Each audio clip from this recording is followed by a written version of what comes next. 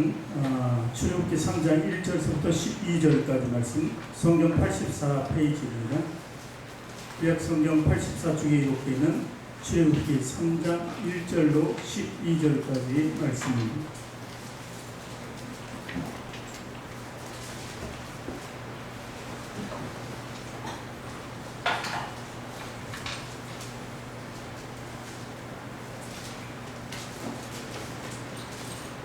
출애굽기 3장 1절부터 12절까지 말씀, 우리 한 절 한 절씩 교독합니다. 제가 먼저 읽고 여러분이 다음을 읽어주시면 좋겠습니다.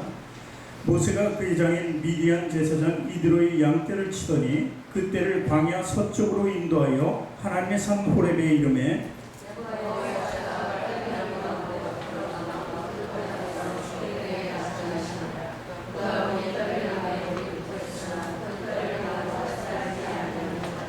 이에 모세가 이르되 내가 돌이켜 가서 이 큰 광경을 보리라. 떨기나무가 어찌하여 타지 아니하는고 하니 그때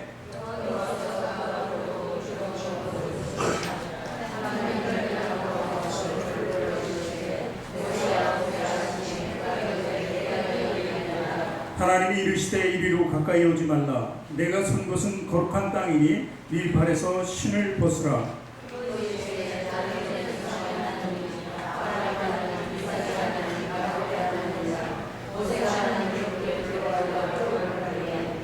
여호와께서 이르시되 내가 애굽에 있는 내 백성의 고통을 분명히 보고 그들이 그들의 감독자로 말미암아 부르짖음을 듣고 그 근심을 알고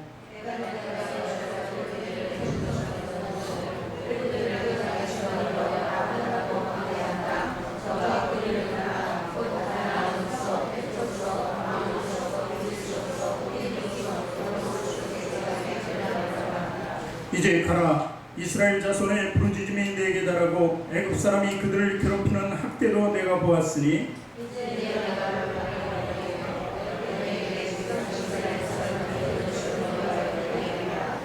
모세가 하나님께 아뢰되 내가 누구에게 바로에게 가며 이스라엘 자손을 애굽에서 인도하여 내리까? 하나님이 이르시되 내가 반드시 너와 함께 있으리라. 내가 그 백성을 애굽에서 인도하여 낸 후에 너희가 이 산에서 하나님을 섬기리니 이것이 내가 너를 보낸 증거리라. 아멘. 두 손을 가슴에 얹고 저를 따라 고백하시기 바랍니다. 하나님께서는 나를 사랑하신다. 하나님께서는 나를 존귀하게 여기신다. 하나님께서는 나를 축복하신다. 하나님께서는 내 문제를 해결해 주신다. 믿음의 고백이 되셨습니까? 아멘. 우리 앞뒤 전에 계신 분들에게 인사합니다. 당신을 사랑하고 축복합니다.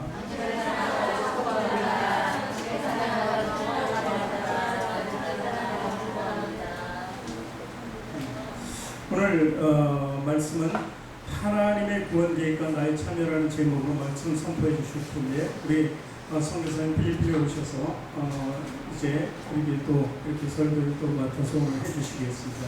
오늘 나오실 때 큰 은혜 받으시기를 주님의 이름으로 부탁드립니다.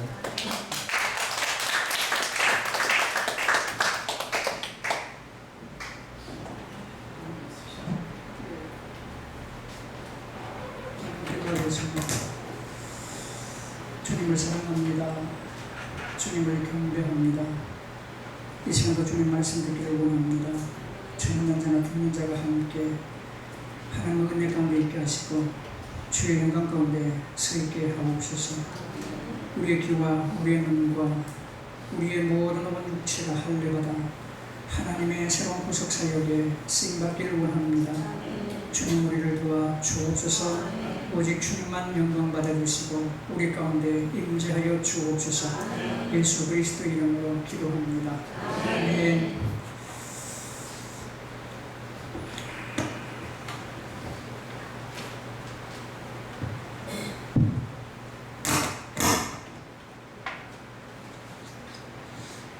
반갑습니다. 제목을 하나님의 구원계획과 나의 참여 이렇게 정해봤습니다. 많이 덥지요. 더워서 죽는 사람도 있더라고요. 여러분 건강 조심하시고 건강을 잘 챙겨야 하나님 일도 잘 할 수 있습니다. 건강이 무너지면 다 무너지는 거예요. 그래서 어떻게든지 악착같이 건강을 잘 챙겨서 하나님이 내게 원하시는 그 사역을 잘 감당할 수 있기를 원합니다. 가정에서, 직장에서, 또 뭐 여러 가지 직업 전선에서, 교회에서 여러분의 자리, 여러분의 위치를 잘 지켜서 하나님의 그 사역을 잘 감당해 나갈 수 있기를 원합니다.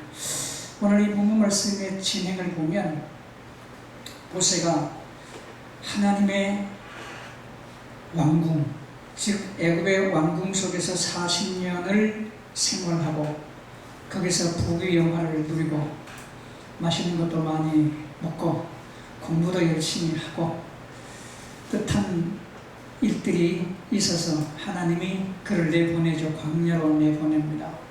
광야 생활 속에 40년을 하나님의 새로운 훈련을 모세가 받기 시작합니다. 많이 힘들었겠죠. 광야 생활한다는데 우리의 삶이 오늘도 광야 생활이다 뭐 그렇게 얘기를 합니다. 뭐 때로는 가나안에 들어간 사람도 있다 뭐 이렇게 얘기를 하는데 일단은 하나님 앞에서의 우리가 천국까지의 삶은 광야 생활의 연장선이 아닌가 그런 생각을 해봅니다. 그래서 고난도 있고 슬픔도 있고 때로는 하나님이 기쁨도 우리에게 주시고 행복과 즐거움도 우리에게 주십니다. 그럼에도 불구하고 모세도 지금 하나님의 광야 생활, 광야 훈련, 광야 수업을 지금 받고 있는 중입니다. 그때 이제 80세가 될 때 40년이 경고한 40년을 열심히 훈련시키고 난 다음에 하나님이 모세를 새롭게 선택하십니다. 이걸 모세를 콜링했다. 그러니까 우리가 하나님 앞에 최선 다해서 열심히 살고 있을 때 하나님이 우리를 새롭게 부르시는 모습을 볼 수 있습니다. 그러니까 우리가 늘 하나님 앞에 깨어 있어야 해요. 내 초점이 우리가 어떻게 TV를 볼 때 어때요? 집중하잖아요. 그죠? 가끔 보면은 우리 아내도 TV를 보다가 눈물을 글썽글썽 하더라고요. 왜 그래요?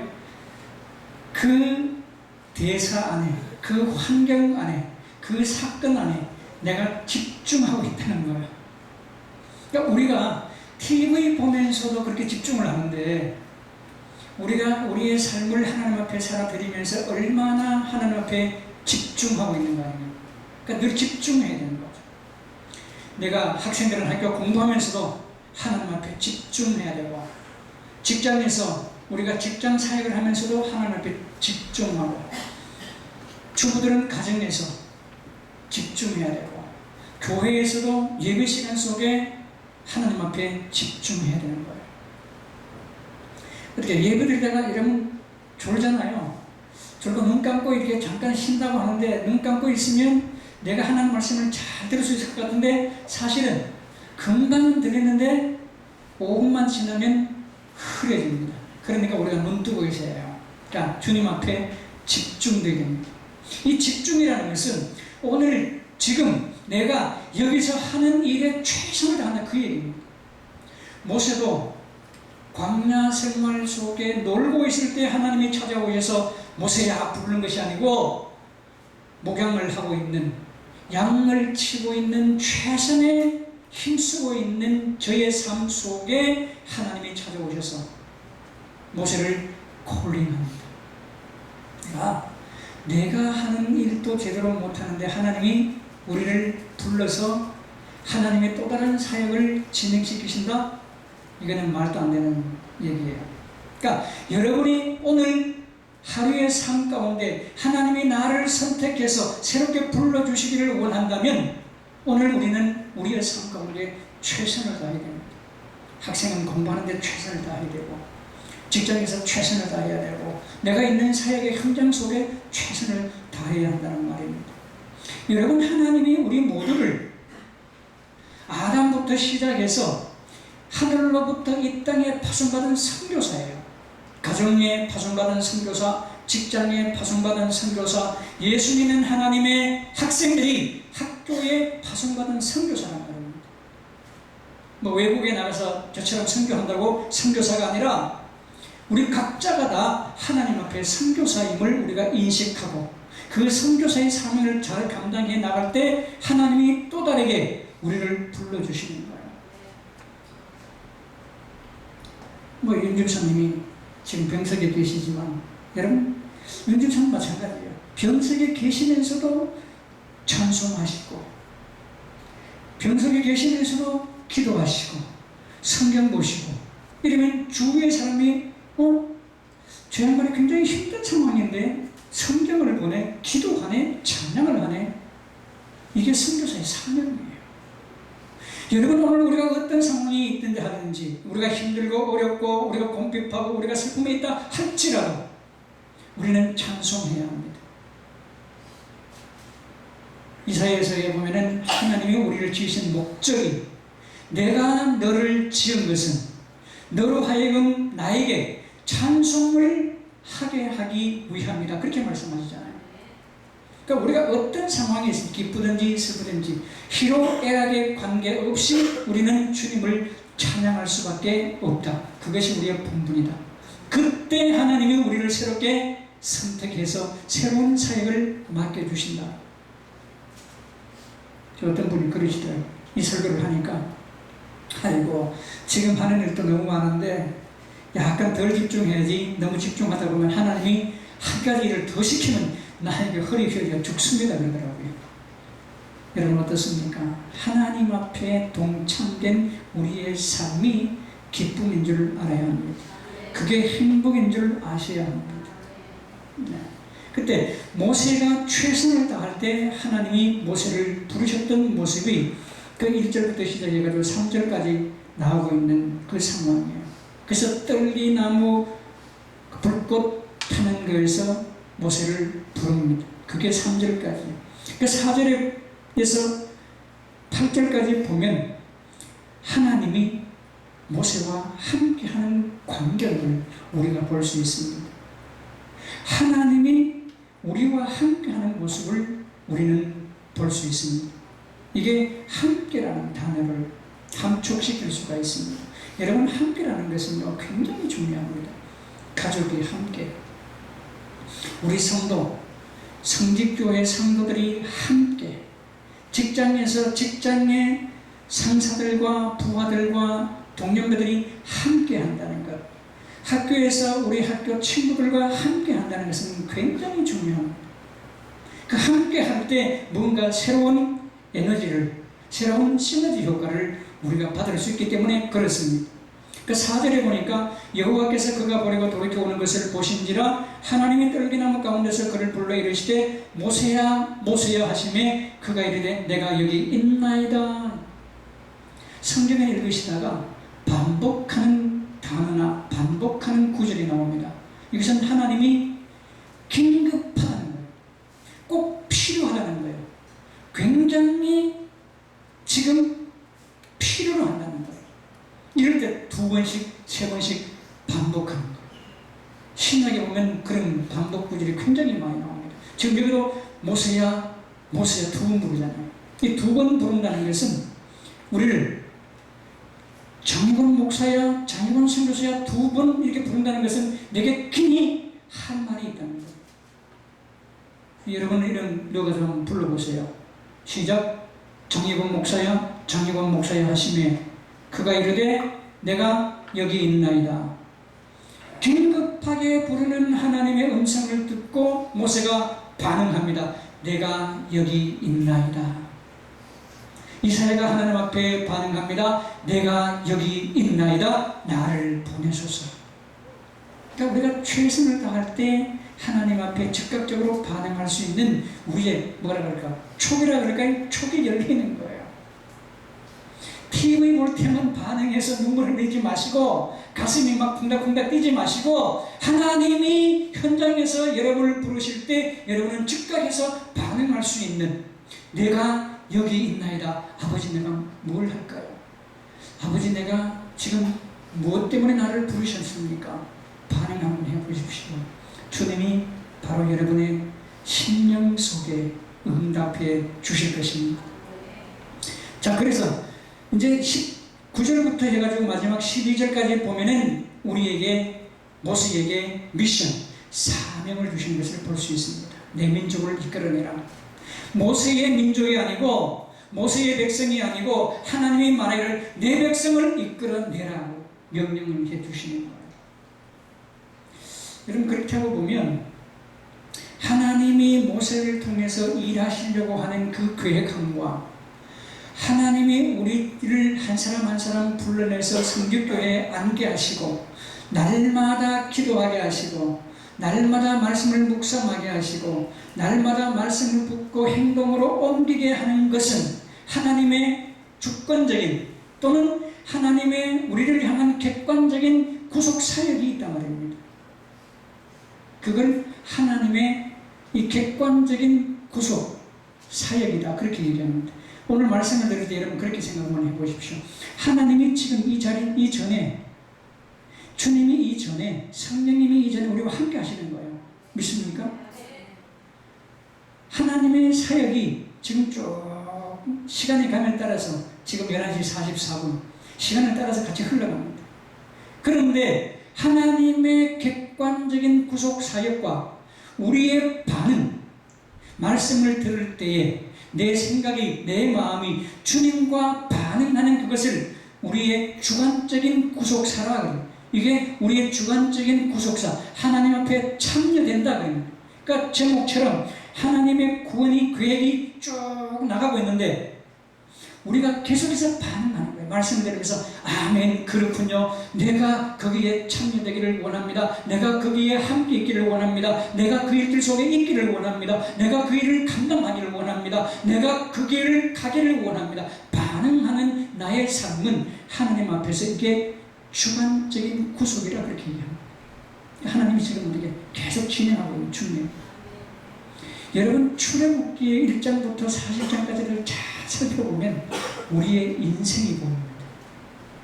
내가 어떻게 살아가야 할까? 내가 하나님 앞에 어떻게 반응해야 할까? 우리 가정이, 우리의 교회가, 우리의 직장이, 우리의 자녀들이 어떻게 반응해야 할까? 하나님의 구속 계획에 의해서 그게 해답이 나오는 거예요. 내 인생의 경영 방식이 이 출애굽기를 통해서 나타나게 되는 거예요. 물론 성경 전체가 우리 인생에 함축된 하나님의 비밀 편기입니다. 이게 성경 전체를 다 이렇게 보지만 오늘은 제가 출애굽기를 설교하기 때문에 출애굽기를 열면 내 인생이 보인다. 여러분 따라 해보죠. 출애굽기를 열면 내 인생길이 열린다. 그렇습니다. 출애굽기를 열면 내 인생길이 새롭게 열립니다. 그래서 여러분, 출애굽기를 한번 1장부터 잘 한번 살펴보십시오. 근데 이 출애굽기 일들을 보면요, 우리가 하나님 앞에 그 바로 밑에서 뭐라고 말씀하셨습니까? 우리가 7절에 보니까 6절에 보니까 또 이르시되 나는 내 조상이 하나님이 아브라함의 하나님, 이삭의 하나님, 야곱의 하나님이니라. 모세가 하나님 배우기를 두려워하여 얼굴을 가리매. 아브라함의 하나님, 이삭의 하나님, 야곱의 하나님 3대에 걸쳐서 하나님을 연관시켜서 말씀을 하고 있습니다. 이것은 인류 전체를 넘나드는 하나님의 주권적인 역사예요. 오늘까지 나의 하나님 되시는 그 하나님을 이렇게 표현하고 있는 거예요. 아브라함의 하나님도 되시고 나의 하나님도 되시고 이삭의 하나님이 되시고 나의 하나님이 되시고 야곱의 하나님이 되실 뿐만 아니라 오늘 지금 여기서 나의 하나님, 우리의 하나님이 되신다는 것을 말씀하고 있는 거예요. 그러면서 모세가 하나님 배우기를 두려워하여 얼굴을 가리매. 이때는 하나님을 만나면 죽는 줄 알았잖아요. 이 구약시대 때 하나님을 보면 죽는 줄 알아서 얼굴을 가린단 말입니다. 그 표현이 하나님 앞에 두렵고 떨림으로 우리가 서기를 원하는 거예요.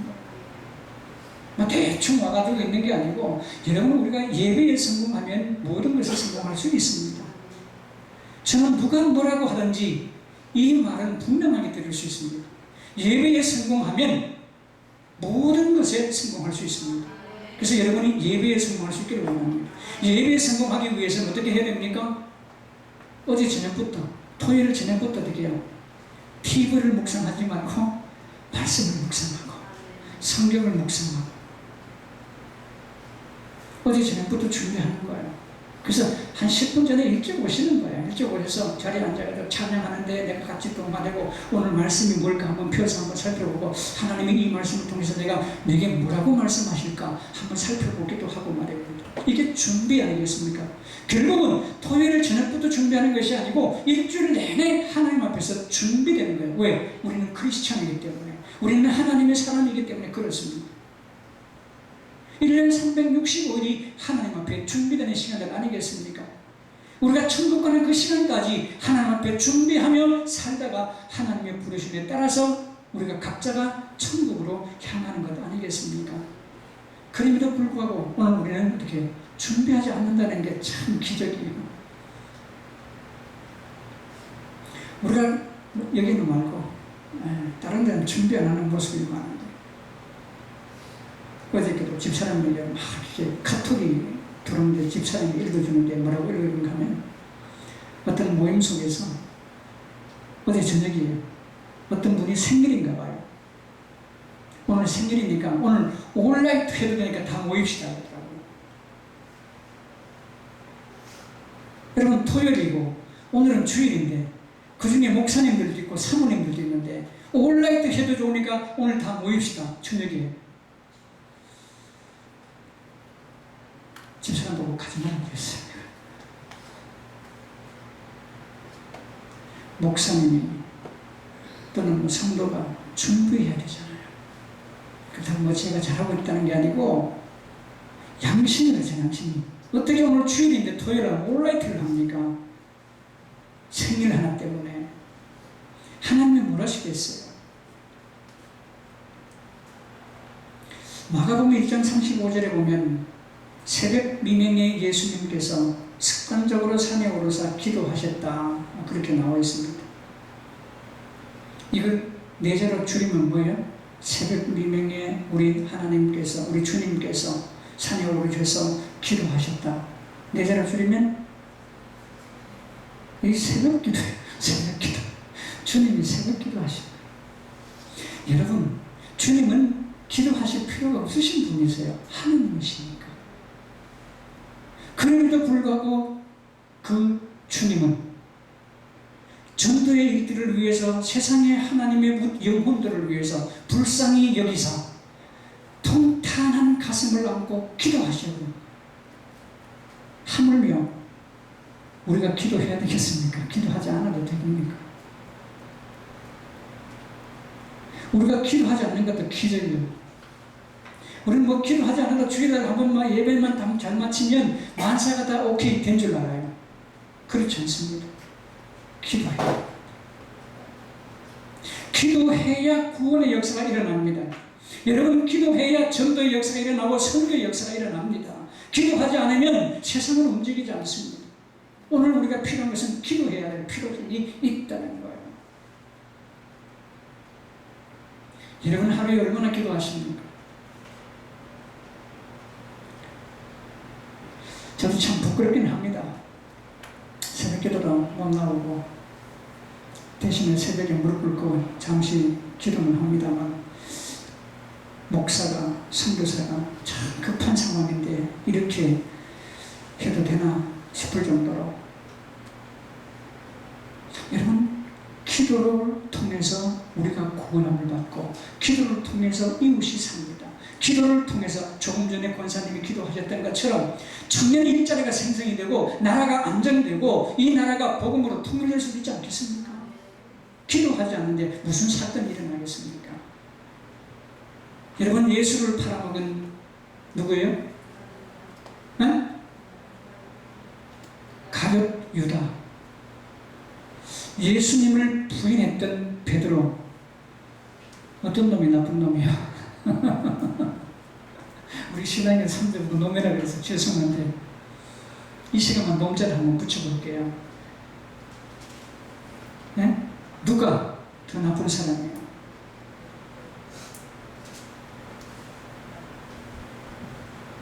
대답을 한번 해보세요.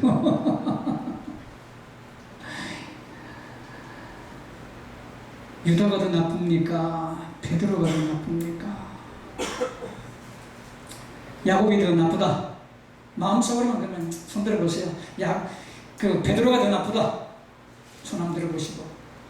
아니면 둘 다 똑같다. 여러분 답은 어떻습니까?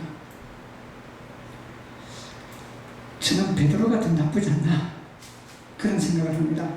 베드로가 더 나쁨에도 불구하고 베드로는 회개했더라고요.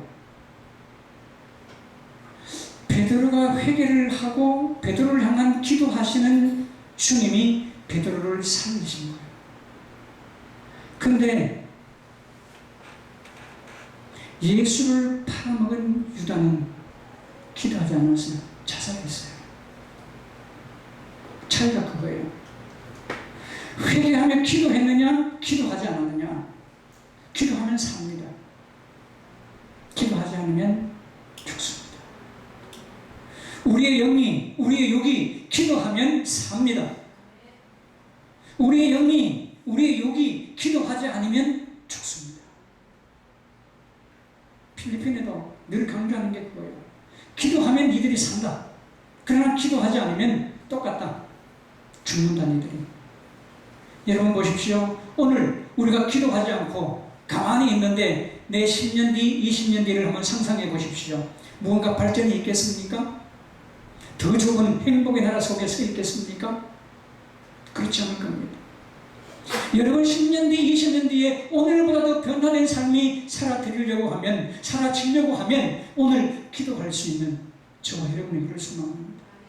기도를 통한 구원, 전도의 역사, 선교의 역사가 일어난다는 사실이에요. 여러분 자녀들도 마찬가지예요. 기도하면 결혼시켜야 되는 거예요. 남자 총각들 잘 들어봐요. 성경을 보면 누가 장가를 제일 잘한 것 같습니까? 결혼을 참 잘하는 팀이 한 팀이 있는데 누군 것 같습니까? 성경을 창세기부터 쭉 살펴보면 말 안 하기로 작정했죠. 저희한테 정권을 다 위임한 거죠. 이삭이 창세기를 보면 이삭이 아마 성경에서 나오는 아마 전 인류를 통해서 지금까지 제일 잘한 결혼 아닌가 그런 생각을 한번 해봅니다. 제 나름대로 말입니다. 왜냐하면 아버지 아브라함이 그렇게 기도를 많이 했잖아요. 결혼시킬 즈음에 늙은 종을 시켜서 먼저 기도하게 하고 너는 가나안의 족속에 가가지고 이 아들 이삭을 위해서 배필을 찾지 말고 내 고향 내 족속에 가서 찾으라 그러고 금 잔뜩 싸서 보내잖아요. 그래서 기도하는 아버지, 기도하는 종을 통해서 기도하는 대로 정확한 시간 속에 우물가에서 누구를 만납니까? 리브가를 만납니다. 리브가도 얼마나 이쁩니까? 마음이 말입니다. 근데 총각들이 말입니다. 처녀들도 마찬가지겠지만 총각 처녀들이 여러분 총각들이 데이트할 때 금붙이 좀 이렇게 주세요. 투자를 좀 해야 됩니다. 요즘은 어떻게 해요? 막 덧집회라 그래가지고 연애하면서도 뭐 네가 내라 막 가른다면서요. 같이 내는 것이 아니고 남자들이 여자들에게 좀 많이 투자를 해야 됩니다. 그래야 좋은 사람, 그래야 내 마음에 합당한 사람을 얻습니다.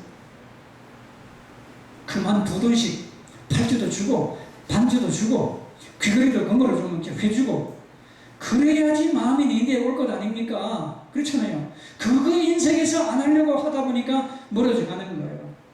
그 금붙이 다 나중에 결혼하면 묶어대는 거예요. 다 집거 되잖아. 근데 안 주려고 하는 거야. 안 주려고 그러는 거야. 여자들도 마찬가지예요. 좋은 남편, 좋은 총각 얻으려면 투자를 많이 하는 거예요. 맛있는 밥 사먹이고 맛있는 옷도 좀 사주고 구두도 반짝반짝 좀 이쁜 거 좀 사주고 투자하면 내게 오는 거예요. 남자들은 어떻게 해요? 여자들이 잘해주면 약해지는 거예요. 아브라함이 그걸 알아낸 것 같아요. 아브라함의 종을 통해서 리브가에게 어떻게 해요? 잔뜩 금으로 코걸이 8거리를 주라고 했잖아요. 완전히 금으로 그냥 치장을 하게 만듭니다. 그 선물 받으니까 리브가 얼마나 좋겠어요. 집으로 뛰어가가지고 내가 이런 사람을 만났다. 아버지 엄마가 그 사람이 누구냐 우리 집으로 데려와라. 그래서 아버지에게 소개하고 자 네가 아버지가 묻습니다. 리브가에게 네가 이 사람이 마음에 드냐? 마음에 들고 말고요. 금부칠 잔뜩 받았는데 이렇게 답이 안 나옵니까? 자 그렇게 되니까 자 그러면은 당장 네가 가라 그러니까 뭐래요? 아브라함의 종이 가자 그러니까 아닙니다. 아직도 내가 할 일이 있는데 우리 부모님과 며칠을 더 유숙하다가 돌아가겠습니다. 부모님도 어떻게 해요? 그래 네가 빨리 가야 되는데 그렇다면 며칠 더 묵고 가라. 딸도 리브가인 딸도 마음씨도 곱고 부모도 마음씨가 얼마나 곱습니까? 이게 참 잘된 결혼 가정이라 그런 생각을 합니다. 우리가 서로 결혼을 시킬 때도 이런 모습으로 시켜야 되지 않겠는가 그런 생각을 해봅니다. 기도를 통한 결혼이 중요하다. 야베스 기도가 있잖아요. 역대상 4장 9절 10절에 보면 야베스도 어떻게 해요? 형편이 어려운 상황으로 태어났지만 기도를 통해서 극복해 나가잖아요. 오늘의 힘든 상황, 오늘의 어려운 상황, 뭐를 통해서? 고난은 기도를 통해서 극복이 된다는 거예요. 여러분, 이게 유치하지만 자꾸 내게 세게 됩니다. 따라하는 거예요. 고난은 기도를 통해서 극복한다. 그렇습니다. 결혼도, 구원도, 축복도 기도를 통해서 극복이 되고 기도를 통해서 새롭게 회복이 되는 거예요. 여러분 야베스 그 기도를 잘 보면 내 지경을 넓히시고 그래서 지경을 넓히시고 지경을 넓히시고는 건 뭐예요? 땅을 넓히시고 하는 거잖아요. 아브라함도 마찬가지, 롯도 마찬가지. 지금 세상의 큰 부자들 한번 보십시오. 땅 투기를 하지 않고 부자된 사람 한 사람도 없더라고요. 제가 한번 쭉 살펴봤어요. 부자들 다 땅 투기하더라고요. 야베스도 뭐죠? 내 지경을 넓히시고 하면 땅 투기하겠다는 거예요. 이런 좋은 말로 하자면 하나님은 우리에게 땅을 넓히시기를 원하는 거예요.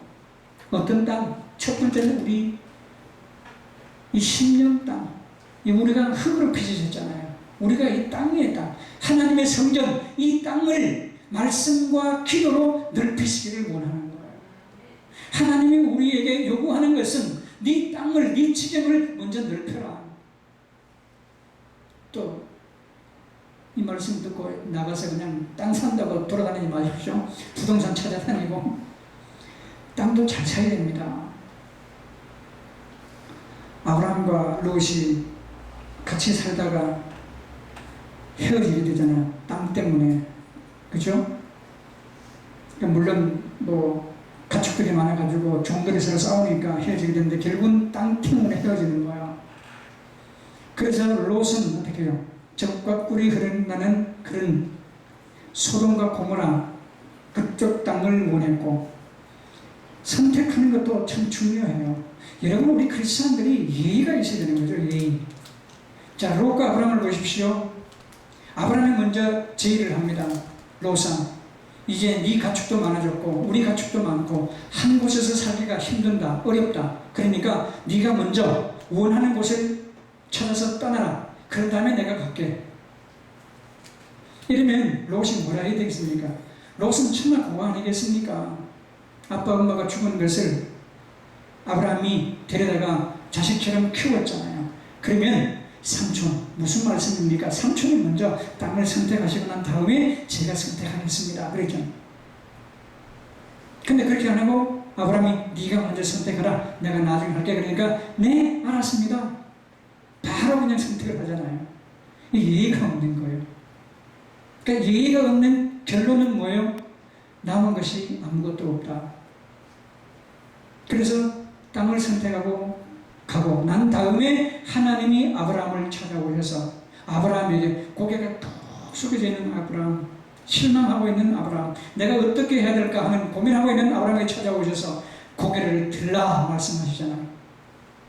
그리고 동서남북을 바라보라. 네가 보이는 땅을 내가 다 네게 주겠다.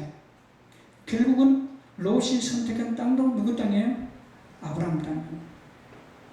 하나님은 이렇게 진행하는 거예요. 그리고 말입니다. 이 소돔과 고모라 땅이 하나님이 죄와 악이 가득한 땅이기 때문에 이것을 쓸어버리려고 하는 하나님의 계획 속에 아브라함이 또 롯 때문에 기도하게 만들잖아요. 기도해서 롯을 살립니다. 그 속에 의인이 50이 있으면 하나님 용서해 주시겠습니까? 45인이면, 40인이면, 30인이면, 20인이면, 10인이면 6번이나 하나님과 밀당을 하잖아요. 누구 때문에? 롯 때문에. 여러분, 우리가 크리스찬 이런 마음을 품어야 합니다.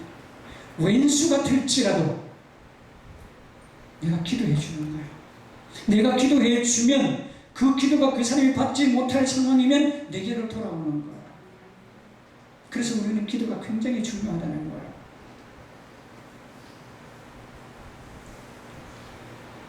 그 속에서 하나님은 얼마나 마음이 아팠겠어요. 그 속에 열매가 없어서 망하는 거죠. 근데 불과 유황물에 따라서 망하기 전에 롯을 구출합니다. 여러분, 롯을 구해낼 때 롯이 뭘 갖고 나왔겠어요? 만약에 여러분이 가정을 해서 여러분 집에 불이 났다. 뭘 들고 나오겠어요?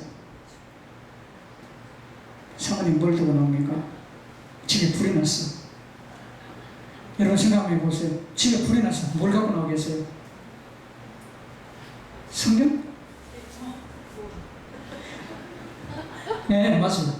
돈 갖고 나와야 되지. 필물 갖고 나와야 되지. 여러분, 돈 갖고 나오면 뭐 성경 3만원, 3만 5천원 사잖아요. 엄청나게 많이 살 건데 돈 갖고 나와야지. 금폐물 뭐 이런 걸 갖고 나와야지. 근데 롯은 뭘 갖고 나왔을까요? 그 뒤에 살펴보니까 롯은 술을 갖고 나왔더라고요. 술. 그러니까 어떻게 해요? 술을 갖고 나오니까 이제 소돔과 고모라 성이 멸망하고 아무도 없는 자식이 있어야 되겠는데 자식이 없다. 그래서 어떻게 해요? 딸들이 아버지에게, 첫째 딸이 아버지에게 술 먹이고 그날 함께 동침을 하고, 그 다음에는 둘째 딸이 술을 먹이고 동침을 하고. 이게 무엇 때문에 그렇겠습니까? 소돔과 고모라 성에 있는 죄악의 상황을 보고 듣고 살았으니까 이런 일들이 벌어지는 거야. 기도가 없었다는 거야. 기도하는 눈으로 세상을 살펴보면 좋은 것만 보입니다. 기도하면서 이웃을 보면 이웃의 좋은 점만 보입니다. 기도하면서 남편을 바라보고, 기도하면서 아내를 바라보면, 기도하면서 자식을 바라보면 좋은 것만 보인다는 거야. 결국 구원은 기도를 통해서 이루어진다. 결혼도 기도를 통해서 이루어져야 된다. 축복도 땅을 사도 기도를 하고 난 다음에 땅을 사야 된다. 기도를 하고 난 다음에 내 땅이 지경이 넓혀지기를 원한다. 그 말씀을 듣고 잠깐 살펴보십시오. 7절에 보니까 여호와께서 이르시되 내가 애굽에 있는 내 백성의 고통에 분명히 보고 그들의 감독대로 말미암아 부르짖음을 내가 듣고, 그런 다음에 알았다. 하나님 보고 듣고 난 다음에 알고, 그러면 내려가셔서 건져내고 인도해서 가나안 땅으로 데려가겠다는 거예요. 여러분, 이게 무엇을 말합니까? 하나님이 이스라엘 민족들을 향한 사랑을 얘기하고 있습니다. 하나님이 여러분들, 우리 한 사람 한 사람을 향한 사랑을 나타내주고 있습니다.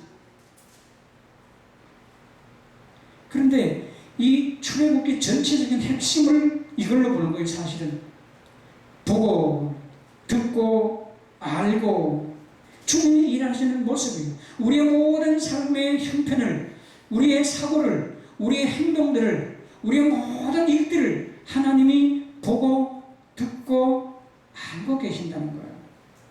이게 출애굽기 1장과 2장에서 나타나는 하나님의 일하시는 모습입니다. 이때 고난이요, 이때 고난을 통한 기도를 우리가 진행해야 된다는 것을 볼 수 있습니다. 그 다음에 이제 내려오셔서 하는 건데, 이게 출애굽기 3장에서부터 11장까지 나타나는 것이 하나님이 내려오셔서 이스라엘 민족들을 출애굽시키는 일들까지 진행하는 모습들을 우리가 볼 수 있습니다. 그러면 건져내는 것이 12장의 모습이에요. 그 다음에 인도해 나가는 것이 13절부터 24장에 있는 모습입니다. 홍해를 걷는 모습 말입니다. 그 다음에 데려간다는 것은 25장에서 40절까지 있는 말씀인데, 결과적으로 이 말씀이 함축해서 우리의 삶의 일들을 하나님이 우리에게 갖게 주신다는 거예요. 일일이 한 사람 한 사람, 우리 가족이, 우리의 가족 구성원이, 우리의 사역의 전반적인 일들 속에서 하나님이 우리를 보고 계신다는 거예요. 그래서 우리에게 하나님 앞에 묻고 행하자. 즉 하나님 앞에 기도하고 우리의 일들을 진행하자, 그 말씀을 드리고 싶습니다. 자, 처음으로 돌아갑니다. 하나님이 운행하고 있습니다. 우리가 계속해서 반응할 때, 기도하면서 반응하는 거예요. 땅 살 때 뭐하면? 땅 살 때 뭐하고? 기도하고. 일할 때 뭐하면? 공부할 때, 취직할 때, 기도, 전도할 때, 결혼할 때 다 기도합니다. 하나님이 우리와 함께하는 이 모습 속에 우리의 반응은 기도하는 거란 말입니다. 기도하면서 하나님을 반응할 때 하나님이 우리를 새롭게 인도해서 데려가려 하노라. 어디로? 출애굽시키겠다. 더 나은 행복의 나라로 말입니다. 더 나은 아름다운 하나님이 원하시는 그 나라로 말입니다. 우리가 원하는 그 나라가 아니고 하나님이 원하는 그 나라로 데려가기 위해서 고난 중에서도 기도하게 하시고, 어려움 중에서도 기도하게 하시고, 즐겁고 행복한 시간 속에서 기도하게 만들어주신 하나님 앞에 우리는 감사할 줄 알아야 합니다. 여러분, 오늘 우리가 기도할 수 있다는 것은 하나님이 나를 통해서 일하고 싶다는 그 요청이 우리 가운데 용솟음치기 때문에 그렇습니다. 기도를 통한 생명 구원이 있기를 원합니다. 기도를 통한 나의 새로운 구원함이 있기를 원합니다. 홍해를 건널 때 세례를 받았다 고린도전서에서 말씀하고 있었잖아요. 세례를 받을 때 우리가 하나님 앞에 나가 죽는 모습이잖아요. 나를 다 내려놓고 이제 주님이 나를 위해 죽으셨으니 지금부터는 내가 주님을 위해서 죽겠습니다 하는 것이 세례 아니겠습니까? 세례 받은 것이 어딘 것 같은데 변화된 모습이 부정적으로 변했습니까? 긍정적으로 변해 있습니까? 늘 우리가 주님 앞에 나의 변한 모습을 살필 수 있어야 하겠습니다. 주님이 우리를 보고 뭐라 말씀하실까? 내가 너를 출애굽시켰는데 지금 너는 나를 위해서 뭘 하고 있느냐? 이렇게 물어보실 때 우리가 뭐라고 대답하시겠습니까? 오늘 교회에서, 오늘 우리 직장에서, 가정에서 하나님은 늘 우리를 새로운 기회의 땅으로, 새로운 기회의 나라로, 기회의 시간으로 우리를 인도하기를 원하고 계시는데 저와 여러분은 오늘 무엇을 하고 있습니까? 출애굽시킨 하나님의 일들 속에 그 마지막이 뭐겠습니까? 12장 마지막을 한번 보십시오.